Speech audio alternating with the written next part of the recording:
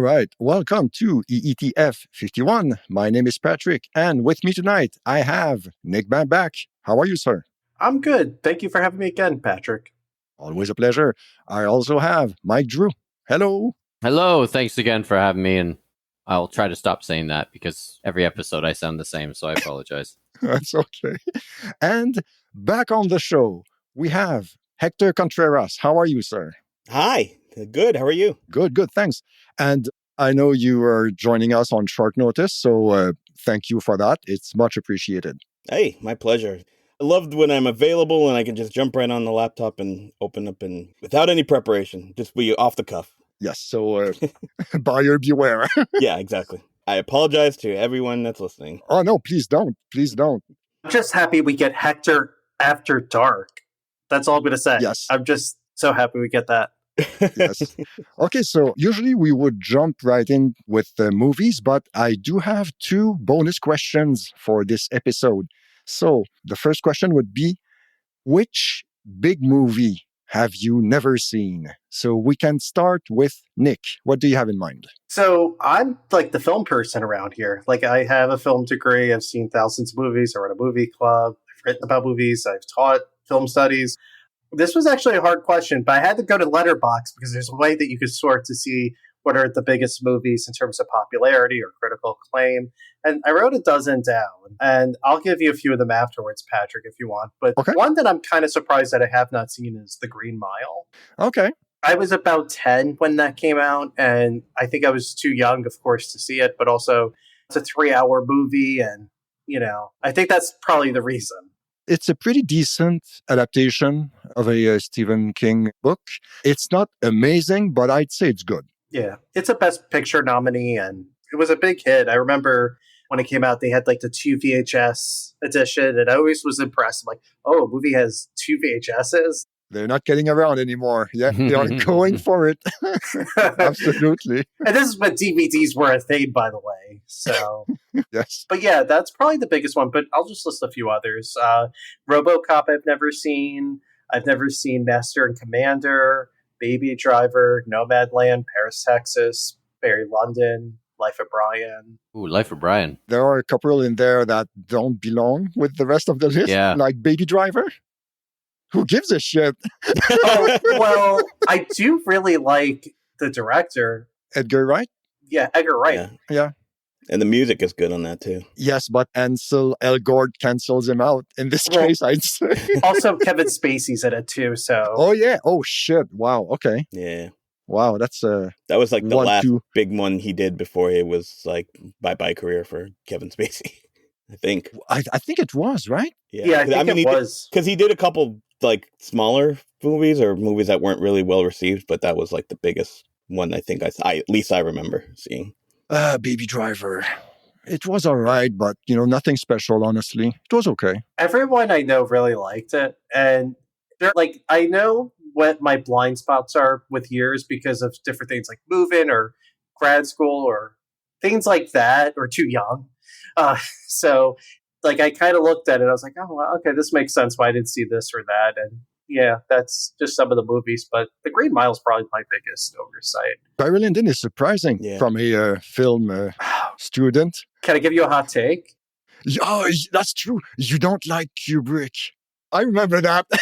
Here's the thing. He's a great filmmaker. I don't think there's any doubt. Like, Doctor Strangelove is one of my favorite movies of all time. And it's like the least Kubrick movie out there. But I think he is also a pretentious filmmaker. And I think the fact that it's like David Lynch, I feel like the same way a little, because film study students have ruined Kubrick for me, because everyone always cites, 2001. That's why I became a filmmaker, or A Clockwork Orange, or whatever. And it grinds my gears, so to speak. But Kubrick is like, he's a great artist. I find very overrated and philosophical, and it's like how we joke around with them bags like prog rock bullshit. Yes. I feel like that's what it kind of is. It's just bullshit, kind of. Kubrick bullshit. Existential bullshit.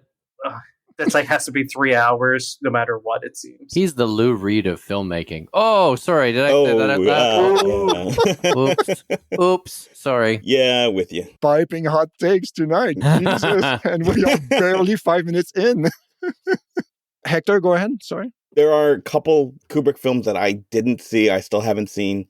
I think just because maybe just growing up, I've seen some of those 80s, 90s ones. So those just kind of always in the zeitgeist. But I haven't seen, like, I was doing the same thing that Nick did. I was going through Letterboxd to see, like, ones I haven't seen. I'm like, oh, yeah, I've never seen Paths of Glory. I like kind of fair weather with war films in general, just because I've seen all the ones from 60s and up, but that was one that's a blind spot for me. That's actually a great anti-war movie. And that's actually one of the movies I do like that he did, because that's with Kirk Douglas, and that's like probably the most pacifist war movie I think I could think of, because it's really just like a trial essentially. Aren't most movies after like the 60s, any war movie is like an anti-war movie pretty much, because it was a lot of like World War II, after World War II, maybe Korea. You know, they had like all those movies from the 40s and 50s were all rah-rah, American, and then I think just a lot of, after that, it just became a lot of anti-war sentiments, like not directly, but just kind of in the theme. I've never watched a Kubrick movie because it's a Kubrick movie. Mm-hmm. You know, I let you know, The Shining. Yeah, It's not a great film in my opinion. I don't care that it's Kubrick or not. Full Metal Jacket is a great film. Don't care that it's a Kubrick film. I don't have my degree in film studies, but I took film studies at university. And yeah, I mean, I know that that's a name that comes up, but for me, it's just not I don't go, oh, it's a Kubrick movie, I've got to watch it. Or just like a Coppola movie or anybody else. It's just not a thing for me. But again, I'm not as big a film buff clearly as you are. I agree with that. Just because I didn't come up, like the name Kubrick didn't really stand out until I'm trying to think of what movie in the 90s would have like been like, oh, well, now let's put a spotlight on the fact that it's a Kubrick film. Eyes Wide Shut. Yeah. Yeah. And literally his career was shut because he died right after. Did he not do anything else in the 90s? I can't even remember. No, he has major gaps in his career. Full Metal Jacket and then Eyes Wide Shut, right? Yeah. Oh, So really? like a 10-year gap, pretty much, or like a 12-year gap. Wow. Oh, yeah. Even like The Shining was 7 years before, and Buried London, it's 5. And yeah, he takes major gaps. Like his most prolific decade is probably the 60s, where he had like 4 movies at least. I think it's Spartacus, Lolita, Doctor Strangelove, and 2001. Yeah, those are the 4 movies. Yep. Wow, it's sad that I know this and I don't like it at all. You've got a brain for it, Nick. It just comes secondhand. Also, really fast, just to add to Barry Lyndon for a sec, I had a professor in my undergrad who wrote a book about Barry Lyndon, and she was a very boring teacher, and I kind of flat out refused to watch the movie too, because her classes were so boring that she made it uninteresting. And I think when I was there, she taught a graduate class on, like, I think her thing was space and film, like mise en scène, like that kind of stuff. Okay. Everything in front of the camera. And she wrote a book about Barry Lyndon, and I guess was about that, and it just sounded so boring. So, sorry. By association, the movie must be boring if the teacher is. Yeah. Yeah, I can imagine. Well, it's like when you meet fans of a band and you're like, oh, I don't like these people. And then you're like, I'm not going to like that band. Same concept. So, Mike, what about you? I'll keep mine short and sweet. I have never seen most of the Marvel movies. If I watched them, I'd be on my own. I'm not saying they're bad. It's just not for me. I'm not a big superhero guy. I don't dislike them. You know, the ones I've seen, I've liked.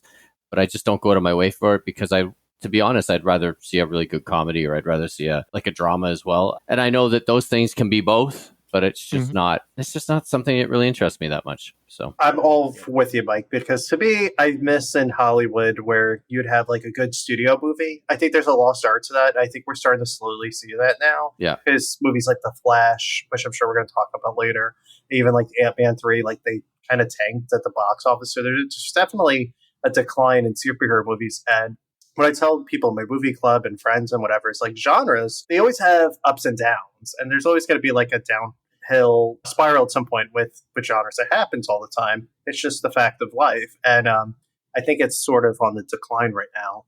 Yeah, the problem is in this cycle, in the superhero movie cycle, it's a lot more about money than previously. So they need to keep the machine going, you know? And I don't know. Like, for example, Indiana Jones is tanking hard right now. And some people say that it could be a crippling blow to the studios. I also think Obviously, the last 3 years, especially the start of 3 years ago when the pandemic started, watching habits changed. And I don't think there's Yes. a lot of people that, maybe 3 years ago, 4 years ago, 5 years ago that would have went, let's go see Indiana Jones, right? Even knowing that the last one was terrible, let's give this one a shot. Whereas I think a lot of people are just like, we're all spoiled for choice. And it's like, let's just wait till it comes on. I think it's also the fact that like going to a movie was like an event and people like planned their days around going to the movies. Like there's a whole procedure, I feel like. And now it's because everything's literally on your remote that you could literally watch movies that are in theaters sometimes. I mean, I would never spend $20 on renting a movie, but I'm sure I know some people who do, and I think they're insane. But yeah, you're absolutely right. It's people go for convenience over actually going out of their way to see a movie. It's kind of like it's the same model almost as like the music industry, where people would sort of go to the record stores, they had to go to buy it. Now it's at your disposal. Like you can listen to the new album by Jason Isbell or whoever. And I think you miss like socialization. There's a lot that I think gets lost in the mix. Speaking of socialization, apparently, and I have no idea because I pretty much avoid theaters right now, but apparently people don't behave anymore. Apparently it's gotten a lot worse in the past few years. Worse. I'm going to tell you a quick story. I went to go see Are You There, God? It's Me, Margaret, which I think I talked about in the last episode, the one before. Yep. Mm-hmm. It was only me and like a mother and like two kids, and the two kids had no business being there, and they're just running around the theater. It's like you can't say anything, of course, but you're just like, get your shit together, people. You can. Apparently, the very first movie I ever went to see, my mom took me to when I was 3, and she says I was too young at this point. She realizes that, obviously, in hindsight, was The Jungle Book. And as a 3-year-old, I was running up and down the aisle, and like I was a good kid. I'm not just saying that; like I know I was. And I think there's just an age where with kids, it's different.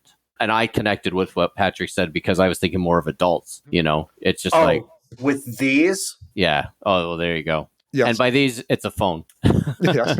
Nick held up a phone.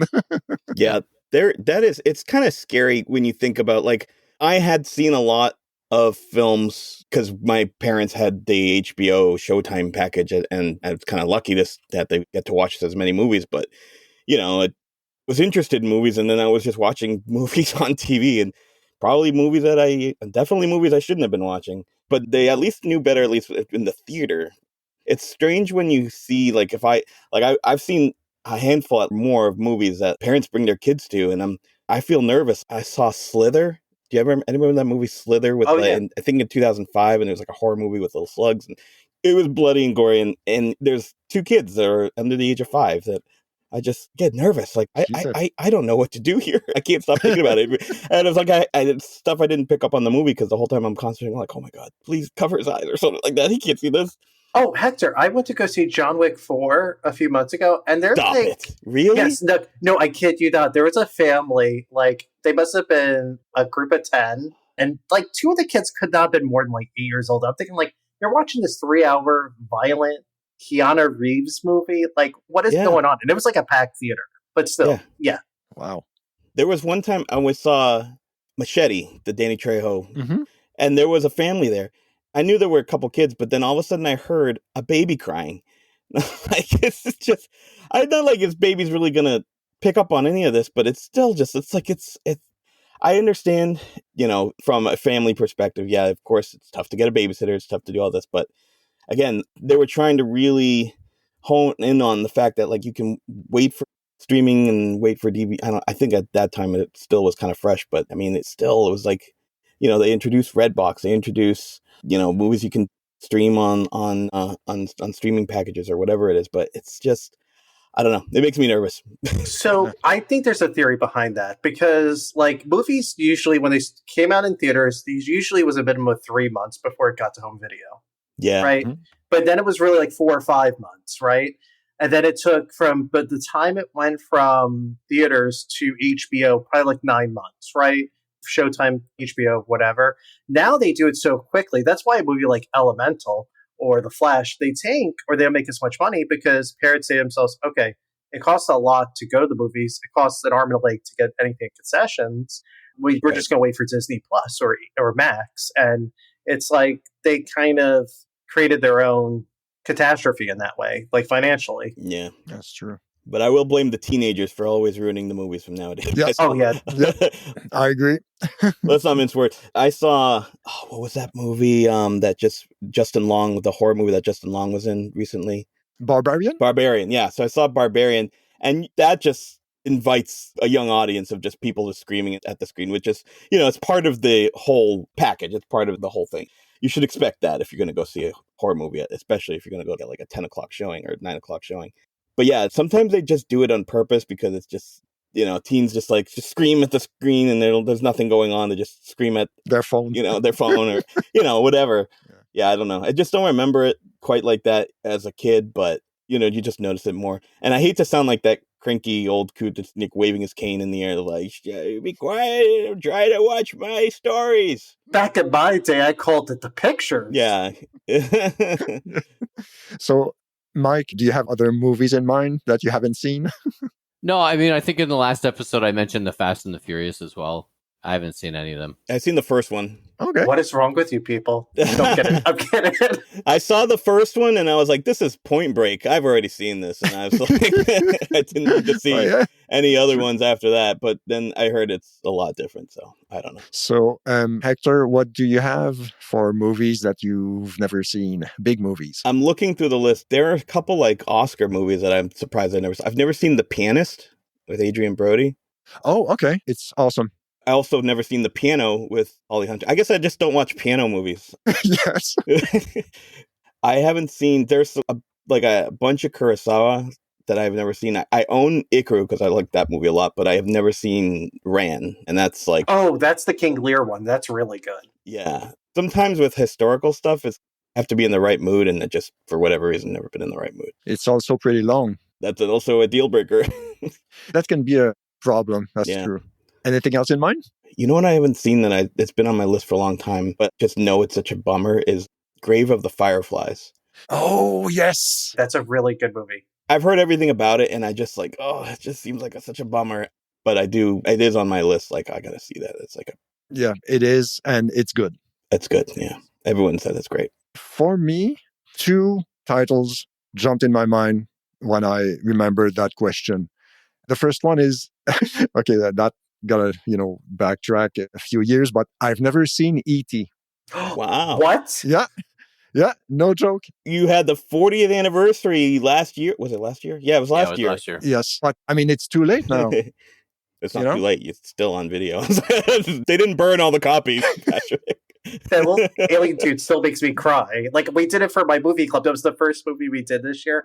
I'm like crying, like watching it at like 10 o'clock on that. I'm like, what the hell is wrong with me? I have it's going to sound weird, but I have a very good memory when it comes to the films that I've seen. I don't remember, my first birthday, like third birthday or fourth birthday, but I do remember that I saw E.T. at the local theater, and that was at 85 when it was released, because I was too young for when it originally came out. But when it was released in 85, I remember seeing it and then freaking out the first time that you see E.T. I won't spoil anything for you, Patrick, because you're going to have to go see that right away. Thanks. So I think I'm the only person here who saw it in 82 when it came out. And the only reason I really remember it was because it was out in the summer of 82. And I had broken my leg 2 weeks before school ended for the summer. And it was one of the few things that I actually did that summer, the first month, because I had this cast, I had a really bad break. And I remember hobbling with my crutches at 7 years old in the theater. And at the time we had some actual independent theaters downtown Oshawa. And that was the movie I went to go see. So I remember that. Wow. Did you connect because he kind of walks funny in that movie? No. I remember my friend getting the Atari game, which there's a documentary about how awful that is. It is legendary how awful. There is a landfill filled with those. Yep. Awful. Another one I've never seen, same age bracket, if you like, Goonies. Never seen it. I've never seen that either. And it's too late. Like same with E.T., pretty sure I wouldn't enjoy that at all. Okay, so if you have any, and Patrick, you don't have any children. I don't. If you have somebody who has children that you can borrow one. Yeah. Watch it with them, because my son, Rent a kid. even my son, we showed it to him when I think he was like 8 or 9, Okay. and he loved it. It's a great movie, but you got to get that infectious joy that a kid brings to it, even now, because the story is brilliant, and I would say it's probably one of my top 25 movies of all time. Oh, okay. And I get that it's like the nostalgia of being a kid and stuff, but Yeah. but even when we showed it to my son and he loved it, I think it was actually that first summer of the pandemic, that was one of the movies we watched, and he really liked it too. But yeah, I mean, I guess it makes sense what you're saying about like the infectious enthusiasm, if you like. My niece is 5.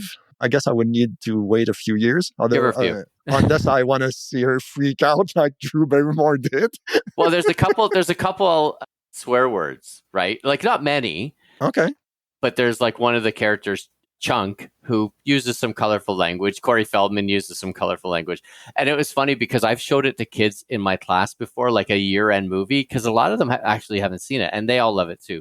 But I know where those words are, so I always cough really loudly. Or something. And the kids are like, what's going on? You like lower the volume. Oh, no. That's there must right. be a glitch in the DVD. Yeah, I don't know what happened there, guys. Sorry about that. Well, you know what's really funny too is that my wife grew up in the UK, as I've probably mentioned, and she was used to the BBC version. So we had watched it, and she was like, he doesn't say that. And I'm like, yes, he does. It's because they will take out the bad, like, for example, on Die Hard, when he says, I can't even think of what he says. Yippee-ki-yay, motherfucker. Yeah, that's right. That's right. So on the BBC version, it's Yippee-ki-yay Kimosabi.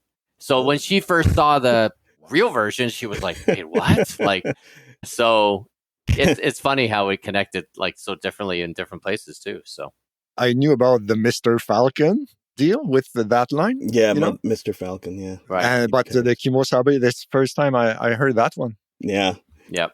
You haven't lived until you watched like rated R action movies in your hotel on TNT. Those are some of the funnest memories of my teenage years. We were in Vermont a few years ago, and Lethal Weapon 2 was on. Yes. Yeah. So that I was like, oh, I don't remember that part. I don't remember Pesci saying that or whatever, but you know, it's pretty. There's one, and there's like a famous one in The Big Lebowski that when that's on TV. Oh yeah, when you meet a stranger in the Alps. Yeah, when you meet a stranger in the Alps. Like that's a little different. I mean, so there's some wild ones. It's funny that you mentioned that, because I had The Goonies, but it was taped off an ABC when it was on like ABC or something like that. This is from like maybe like late 80s. And yeah, everything it's edited to shit. It's just like they cut scenes out. I don't remember if they changed the language because I hadn't seen that copy in a while, but I think they just cut the scenes entirely if like there was like anything. Yeah, so I remember it being a short version of the movie. It probably doesn't even make sense. Yeah, it probably didn't make sense. And then like we recorded it like so like the recording starts like 5 minutes into the movie, so that whole intro, it's all missing, like the whole Fratelli's like getaway. So it's just like, how did I make sense of any of this? I filled in the gaps in my brain, I guess. That's funny. All right. I guess I could add to that list, but those are the two that jumped to my mind right away. We can move on to the other question. The second question is, what is the biggest amount of money you've paid for a live event, sports or concert or whatever else? So, Nick, let's start with you. This is actually a question that I always ask myself all the time if I ever go to a concert or a sporting event or anything like that.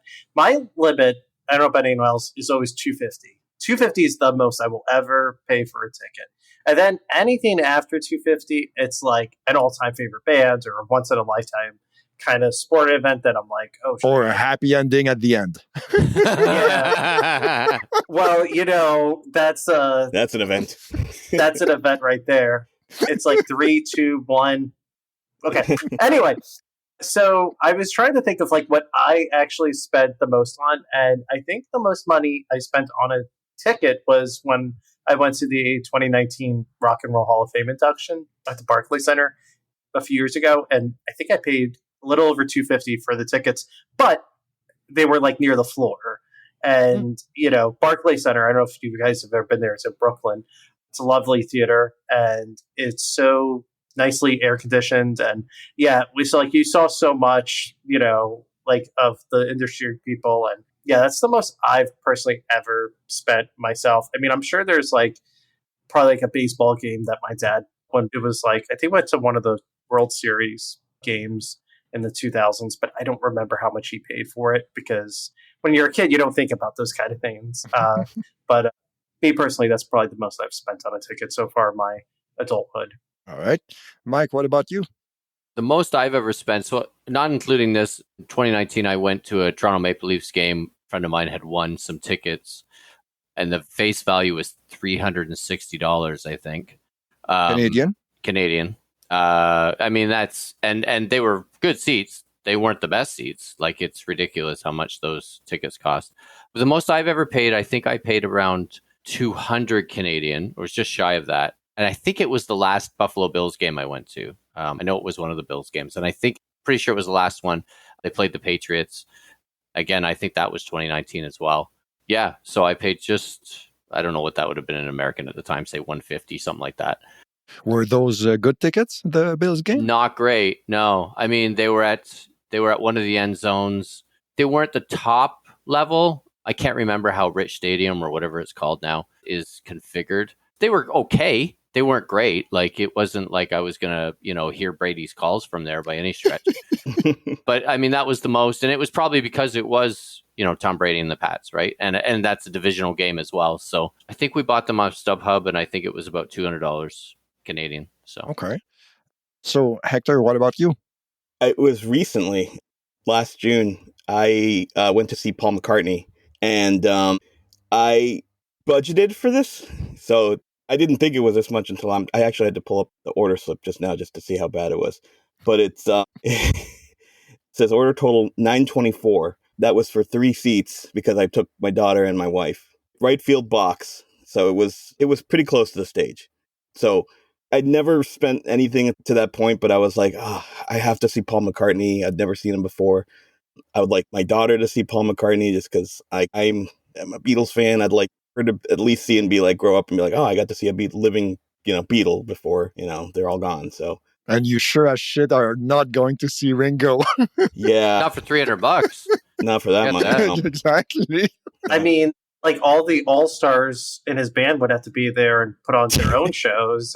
And, So no regrets, Hector? No.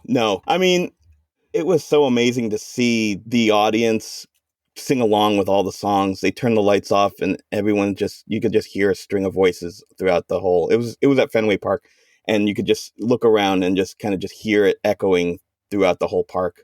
I got a couple videos, but that was one where I was just like, let me just dwell in this moment right now and just look around. And I could see my daughter's face. She was holding up the phone like in lieu of a lighter. They hold up phones now, and she's holding up the phone in the air, and she's just adorable. So her to know the songs too, because I play them in the car. It's just that's just something that she'll have a good memory of, I think. And yeah, I loved it. You didn't buy a ticket. You invested in a memory, Yeah, Exactly. That's the way I look at it. I do have a few videos. I can be like, hey, when she's older and she's she's engaged, and be like, look at this video. Nick, you were gonna say? First of all, she's going to say, hey, Dad was cool at one point. That's like proof. But my thing is, I don't know about the others in the room, but I feel like as I get older and I go to these concert tickets, it's expensive now. I don't take as many photos or videos at all because I kind of want to enjoy the experience. Like, you know what I mean? And I feel like a lot of people are on their phones. It kind of takes away sometimes. And like, even if I take photos of it, how often am I ever going to look back at that concert? You know what I mean? But like the memory will live on forever. Yeah. So that's something I've taught myself over the years is absorb it. I don't either. I don't take a ton of video or a ton of photos either. Because if you look around, you're going to find, especially with kind of bigger shows, you're going to find a lot of it on YouTube anyway. Agreed. Like somebody's going to post it. So, of course. Why bother? Yep. That's true. Yep. For me, I thought about it a little bit. It was a San Jose Sharks game against the Edmonton Oilers in San Jose in 2018. I was there for work, and I decided to stay an extra few days to visit California a little bit because it was my first time there. And I think it was Connor McDavid's 3rd season, 2018, around that time. Yeah. And he almost scored the goal of the season. Unfortunately, he missed the net by a few inches. But like he was coming near the face-off circle with the puck and someone tripped him. So he was on his knees and he kept sliding on his knees and kept stick-handing the puck and shot top corner, missed the net barely. And you could see that, holy shit, this guy, he was already something, but Yeah. he was going to turn into something else even better. And I think the final score was like 5-2 Sharks. And it's ironic because I hate the Sharks. I'm a long-time Kings fan. So seeing all those jackasses in the stands doing the shark jaw thing during the power play, I was like, get the fuck out of here. And I couldn't say anything, because it was in San Jose. I didn't want to get my ass kicked, I taught a kid years ago, great kid, and his uncle was Mike Ricci. And so, yeah. Okay. Yeah. So, I mean, I think he went, 5th or 6th overall in that 91 draft, 1990, right? I think he was fourth, Fourth? think, with Jagger, Nolan, Yeah. and Nedved. Yeah, Yes. just like stacked. And Yes. so the boy that I taught, when he would come to Toronto or Buffalo or whatever, when the Shark, I think actually at that point, maybe he was playing for, or actually, no, he was in the office of Phoenix, I think. Yeah, he bounced around a fair bit. Maybe it was whatchamacallit. Maybe it was he was still with San Jose in the office, but he took my student to a Penguins game. So I think Jordan went down, or the boy went down to Pittsburgh, and he met Sydney, and he came in and he was so happy because he had like his picture with Sid the Kid, and yeah, it's pretty cool. So wow. Yeah. So I can't hate on the Sharks that much because like this, like I said, he was a great kid, and he had some great times with his uncles. So nice. I don't even remember. It was like 110 US. Not that bad. Can you imagine paying $110 like for a Habs game or a Leafs game? I couldn't even imagine. That's like a normal ticket now in the States. Yeah. I hate to say that's actually kind of a deal. Yeah. It's super a deal. And I had good seats. I was like in the corner, maybe 10th row. So it was good. Yeah. And it sucks that it was a Sharks game, but it was a nice experience and the arena was nice as well. What's it like to leave an arena when it's hot outside though? Because that's something we don't experience here. Of course, because the Leafs don't play a lot in the playoffs. Listen, thank you. Well done. Yeah. No, it was pretty awesome, honestly, and that trip was amazing. So recommended. If you get a chance to make it to California, do it. Okay, so we can. Anyone else wants to add something to the? I just wanted to add one more thing because I was just thinking about after my daughter, because that was my daughter's first concert. My daughter's second concert was Imagine Dragons, so I'm really glad it wasn't the other way around. The fire breathers. I'm really glad that she can say that her first concert was Paul McCartney and not the other way around. Well, yeah, that's a pretty high bar to. Yeah, and they're both at the same venue, so it was. Where was it? Fenway Park. Fenway. Okay, wow. Yeah, they're doing a lot of concerts there now because I think they even have, so not just Fenway Park, but then there's adjacent to that, they've actually built another concert venue. Okay. It's like the MGM at Fenway, I think is what it's called. So yeah, they bring a lot of revenue into Boston just for concerts alone now instead of just sports. It's crazy. They have to make up for all the Patriots losses. So yeah. No Tom Brady, no money. Yeah, probably going to struggle for a little while. Yeah, they deserve I'll say it. I'm from New England. Yeah, they can go without winning every championship for a while. Take a break. Yeah. Okay. So just a quick aside. Okay, Mike, I know you follow hockey, but I don't know if Nick, Hector, you are big hockey fans? I follow it because my dad's a big hockey fan, but I'm not like hardcore into it. Like, you know what I mean? Like I know of it and like somewhat. Every one of my friends are Bruins fans, and I'm not really big to sports, but I will occasionally check in on the Bruins from time to time, or the Las Vegas Knights because of the playoffs. But that was it. Yeah, because the draft was yesterday and today, and I heard some Chicago fans saying something to the effect of they've suffered long enough or something. Fuck off. You won 3 cups in the tens, so Anyway, I have friends that are Talk doing to a Leafs fan. I have please. friends that are doing DraftKings, and I am terrified of even the thought of doing that on my phone, because I know that I'd be playing it nonstop, and then and then next thing you know, I'm future like, gambling all right, do I addict. really need to make a house payment this month? Well, Can I Mike refinance this soon?